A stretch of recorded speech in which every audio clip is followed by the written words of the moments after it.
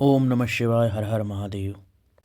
जब भगवान श्री कृष्ण उस बाणासुर से युद्ध कर रहे थे, उस समय उस बाणासुर के रथ की अश्व की बागडोर कुम्हांड ने संभाल रखी थी। वह अस्त्र शस्त्र से सुसज्जित था। बालीपुत्र बाण भीषण युद्ध कर रहा था। इस प्रकार उस संग्राम में चीरकाल तक बड़ा घोर संग्राम होता रहा, क्योंकि विष्णु के अवतार श्री कृष्ण शिव स्वरूप थे और बाणासुर शिव भक्त था। उसके बाद भगवान श्री कृष्ण, जिन्होंने शिव की आज्ञा का बल प्राप्त कर लिया था, वो उस बाणासुर पर कुपित हो उठे। तब शत्रुवीरों का संहार करने वाले भगवान श्री कृष्ण ने भगवान शिव के आदेश से सुदर्शन चक्र द्वारा बाणासुर की भुजाओं को काट दिया। अंत में उसकी 4 भुजाएं अवशेष रह गई। तब उस बाणासुर की स्मृति लुप्त हो गई और भगवान श्री कृष्ण जो वीर भाव को प्राप्त हुए थे, उन्होंने उसका सिर काटने के लिए सुदर्शन चक्र चलाया। तब भगवान शिव निद्रा से जाग गए और चम्रास्त्र का असर उन पर नहीं रहा। तब उन रुद्र ने कहा, हे देव की नंदन, आप तो सदा मेरी आज्ञा का पालन करते आए हैं।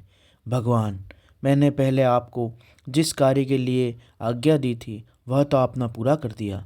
अब बाणासुर का शिरच्छेदन मत कीजिए, सुदर्शन चक्र को लौटा लीजिए। हे गोविंद, मैंने पहले ही आपको युद्ध में यह चक्र और विजय प्रदान की थी। अब आप इस युद्ध से निवृत्त हो जाइए। हे लक्ष्मी के स्वामी, पूर्व काल में भी आपने मेरी आज्ञा के बिना दधीची, रावण, तारकाक्ष आदि के पुरों पर चक्र का प्रयोग नहीं किया था। हे जनार्दन, आप तो योगीश्वर हैं, साक्षात परमात्मा हैं, संपूर्ण प्राणियों के हित में रहने वाले हैं। आप स्वयं ही विचार कीजिए। मैंने इसे वरदान दे रखा है कि तुझे मृत्यु का भय नहीं होगा। मेरा यह वचन सत्य होना चाहिए। हे प्रभु, मैं आप पर प्रसन्न हूँ। हे हरे, बहुत दिन पूर्व यह गर्व से उन्मत्त हो गया था और अपने आप को भूल गया था। तभी अपनी भुजाएं खुजलाता हुआ मेरे पास पहुंचा और बोला, मेरे साथ युद्ध कीजिए। तब मैंने इसे शाप देते हुए कहा, थोड़े ही समय में तेरी भुजाओं का छेदन करने वाला आएगा, तब तेरा सारा गर्व दूर हो जाएगा। ऐसा कहकर भगवान शिव बाणासुर की ओर देखने लगे और कहा, मेरी आज्ञा से तेरी भुजाओं को काटने वाले ये श्रीहरि आए हैं। तुझे कुछ समझ में आ रही है मूर्ख? उसके बाद वह पुनः भगवान श्रीहरि की ओर देखकर कहने लगे, हे प्रभु, अब आप युद्ध बंद कर दीजिए और वर वधु को साथ लेकर अपने घर को लौट जाइए। ऐसा कहकर भगवान शिव ने दोनों में मित्रता करवा दी और वो वहाँ से अंतर्ध्यान होकर अपने पुत्र और गणों के साथ अपने निवास स्थान कैलाश को चले गए। भगवान शिव की उस बात को मानकर भगवान श्री कृष्ण ने सुदर्शन को लौटा लिया। फिर वो विजय श्री से सुशोभित होकर बाणासुर के अंतपुर में आए। वहाँ उन्होंने उषा सहित अनिरुद्ध को देखा, उन्हें आश्वासन दिया, बाण द्वारा दिए गए अनेक प्रकार के रत्नों को स्वीकार किया। उषा की सखी योगिनी चित्रलेखा को पाकर श्री कृष्ण को हर्ष हुआ। इस प्रकार शिव के आदेश अनुसार जब उनका सारा कार्य पूर्ण हो गया, तब वे श्रीहरि हृदय से शंकर को प्रणाम कर और बालीपुत्र बाणासुर की आज्ञा लेकर परिवार समेत अपने पुरी को लौट आए। द्वारका में पहुंचकर उन्होंने गरुड़ को विदा किया, फिर हर्षपूर्वक मित्रों से मिले। इधर नंदीश्वर ने बाणासुर को समझाकर कहा, हे भक्त शार्दुल, तुम भगवान शिव का स्मरण करो, वे भक्तों पर कृपा करने वाले हैं। उन आदि गुरु भगवान शंकर में मन को समाहित करके नित्य उनका उत्सव करो, उनका पूजन भजन यजन ध्यान करो और तपस्या करो। तब द्वेष रहित हुआ महामनस्वी बाण नंदी के कहने से धैर्य धारण करके भगवान शिव के स्थान को गया।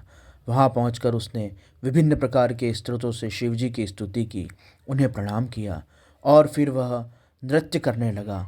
और नृत्यों में भी प्रधान तांडव नृत्य करते हुए वह विभिन्न प्रकार के वाद्य बजा रहा था और विभिन्न प्रकार की नृत्य मुद्राओं को धारण करके सहस्त्र प्रकार के भाव प्रकट करके बहुत आनंद से नृत्य में और भगवान शिव की भक्ति में लीन हो गया। इस प्रकार नृत्य में, भगवान शिव के नाम में और भक्ति में लीन हुए उस महान भक्त बाणासुर ने नृत्य करके नतमस्तक हो भगवान शिव जी को प्रसन्न किया। बलिपुत्र, प्यारे बाण, तेरे नृत्य से मैं संतुष्ट हो गया हूँ। तेरे मन में जो भी लाशा हो वह वर मांग। उस समय दैत्यराज बाणासुर ने यह वरदान मांगा कि मेरे घाव भर जाएं।